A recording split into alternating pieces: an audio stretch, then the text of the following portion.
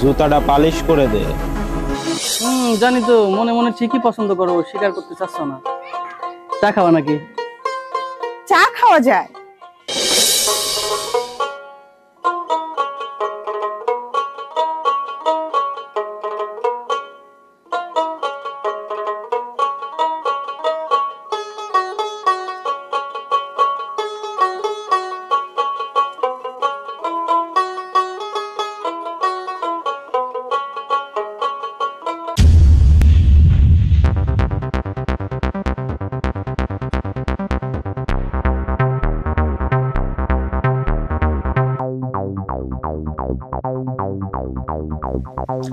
কিরে, ব্যবসা কি এটি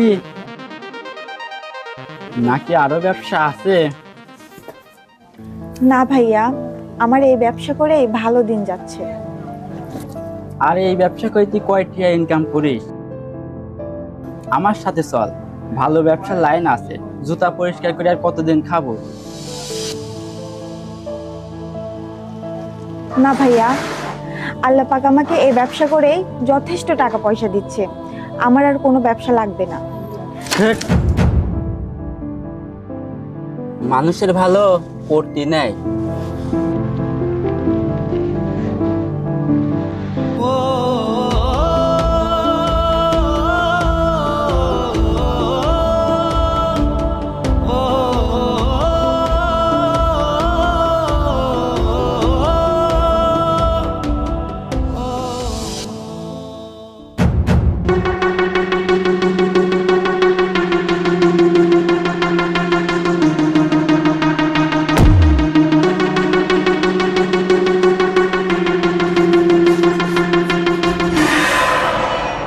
এই সেরি,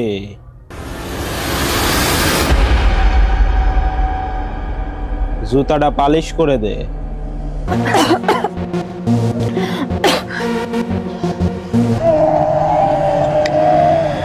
দেখুন, ভদ্র ভাষায় কথা বলুন, তাছাড়া কিন্তু ভালো হবে না। আরে সুন্দরী, তোর তেজটা আমার ভাল লাগছে। আপনি কি বলছেন এগুলা? হ্যাঁ, আর আপনি তো গায়ের কাছে এসে বসে কথা বলছেন কেন? দূরে যান, আপনি কাজ করাতে আসছেন, আমি কাজ করে দিব। কিন্তু এরকম আলতু ফালতু কথা বললে কিন্তু এই বাজারের লোকজন ডাক দিয়ে আপনাকে পিটুনি খাওয়াবো।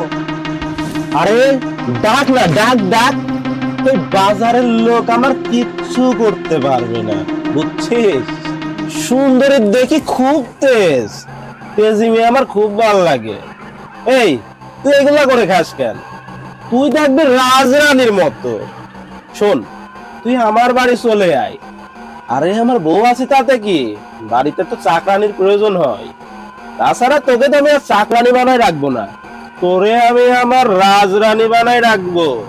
এটা কিন্তু একটু বেশি বাড়াবাড়ি হয়ে যাচ্ছে। আপনি এগুলো কি বলছেন? হ্যাঁ, আপনার ঘরে বউ থাকা সত্ত্বেও আপনি আমাকে বিয়ের কথা বলেন। আর আপনি ভাবলেন কি করে আপনার মতো 420 একটা ছেলেকে আমি বিয়ে করব? এই তুই 420 দেখলি কি? আরে তুই যদি আমার সাথে যাস তুই তো রাজরানী হয়ে যাবি রে। আচ্ছা শোন, তোরে না বিয়ে করা লাগবে না। এই শোন, তুই একটা কাজ কর, আমার হাতে একটা কাজের ধান্দা আছে। তুই যদি ওই কাজটা করিস না, তুই অল্প দিনে কোটিপতি হয়ে যাবি। আরে প্রাইভেট গাড়িতে ঘুরবি। তুই কি আর এখানে ফুটপাতে বসে থাকবি? তোর মতো সুন্দরী থাকবে রাজরানীর মতো। যা এখান থেকে। এই, আমাকে কি তো ফালতু মেয়ে মনে হয় যে আমি আমার কর্ম বাদ দিয়ে অন্য কিছু করে খাবো? যা এখান থেকে। আর যদি না যাস না, জুতার বাড়ি কিন্তু একটা মাটিতে পড়বে না। সব কয়টা এই বাজারের ভেতর লোকজন সামনে তোর গালি দিব। সুন্দরী, তুই কিন্তু কামটা একদম ঠিক করলি না, তোকে আমি দেখে নেব। আরে যা যা, দেখবো তুই আমার কি করতে পারিস। যা এখান থেকে, যা যা বলছি। বেহায়া কথা কর।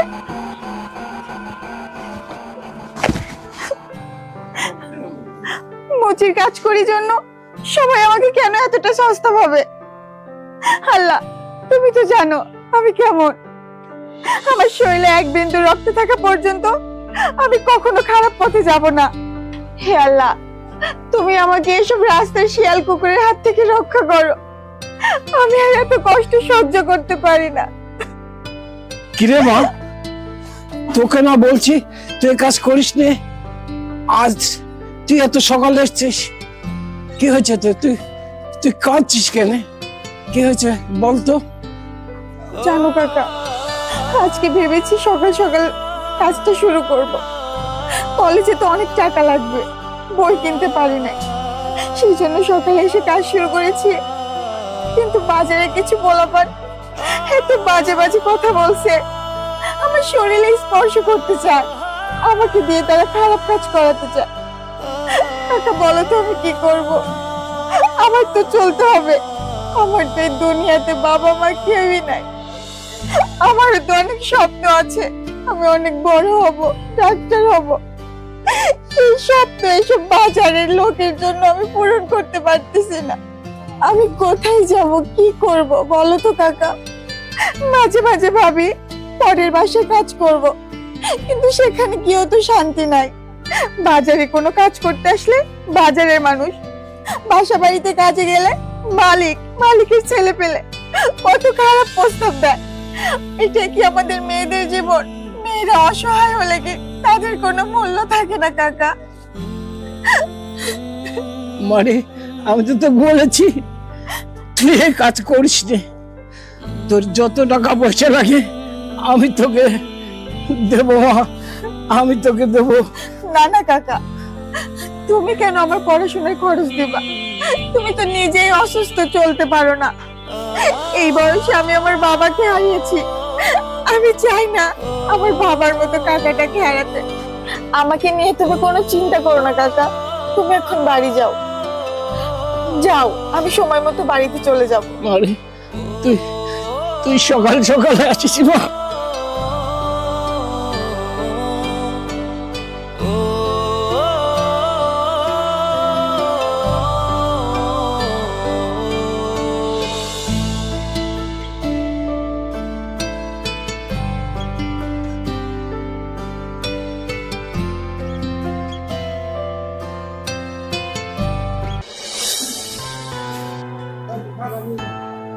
এই যে মেয়ে, তুমি জুতা সারবা?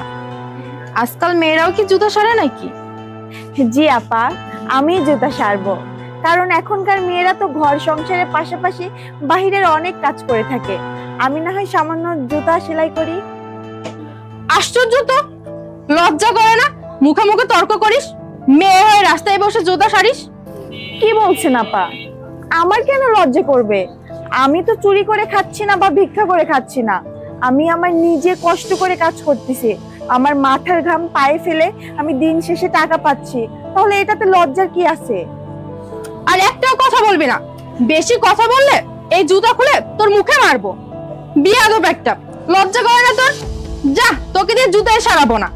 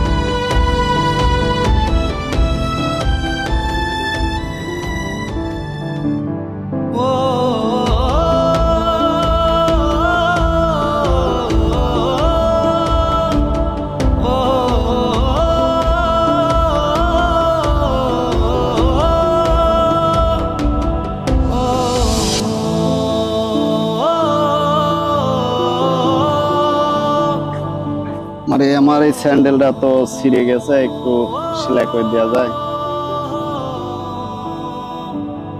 মারে আমার কাছে তো টাকা নাই তো। আচ্ছা চাচা, কোনো সমস্যা নাই। আপনার যদি কখনো মনে হয় যে আপনি আমাকে টাকা দিয়ে যাবেন, তাহলে দিন, আর মনে না চাইলে দেওয়ার দরকার নেই।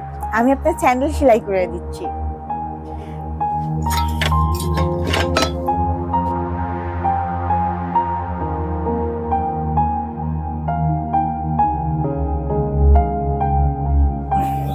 চাচা, এই যে আপনার স্যান্ডেল।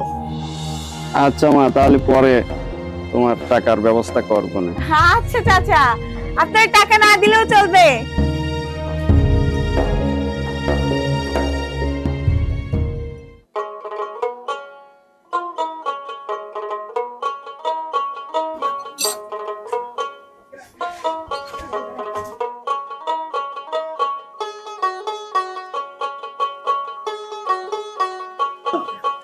ও মায়া, কি ব্যাপার? আজকে আবার দেখতেছি নতুন সাজে সৌন্দর্য বৃদ্ধি করার জন্য কি জুতা পালিশ করার ফাঁকে ফাঁকে বিউটি পার্লারে যাচ্ছ নাকি? আসলে অতিরিক্ত পরিশ্রম করি, আর এটা হচ্ছে সেই পরিশ্রমের ঘাম, আর এই ঘামেরই রং ফুটে উঠেছে। ও আচ্ছা আচ্ছা, তোমার পড়াশোনা কিরকম চলতেছে? এই তো টুকটাক চলছে। শোনো, আমি যে তোমারে বললাম তুমি জুতা পালিশ করা বাদ দিয়ে আমার দোকানে চলো, দুজন মিলে যদি দোকানদারি করি তাহলে পরে মনে করে যে দোকানের বেচা কিনা দ্বিগুণ হয়ে যাবে না। আপনি যে কি বলতে চাচ্ছেন ভাইয়া, সেটা আমি আপনার বলার আগেই বুঝে গেছি। আপনি কি ভেবেছেন আপনার বউ হয়ে আপনার সঙ্গে চাওয়ালি হব? দরকার নাই, আমি আমার দোকানের বউ আছি, ভালো আছি। জানি তো, মনে মনে ঠিকই পছন্দ করো, স্বীকার করতে চাচ্ছ না। চা খাওয়া নাকি? চা খাওয়া যায়? ঠিক আছে, চা নিয়ে আসতেছি। তুমি চা খাতে চাইছো, না দিয়ে পারি? তুমি যে আমাকে মনে মনে পছন্দ করো সেখানে কিন্তু আমি জানি, তাই আনতেছি।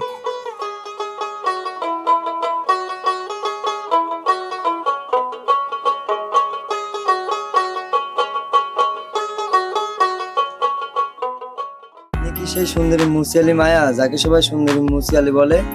জি ভাইয়া, আমি সেই মুচিওয়ালি। তবে আমি সুন্দর না, আসলে আমার কাজগুলো সুন্দর তো, তাই সবাই ভালোবেসে সুন্দরী বলে।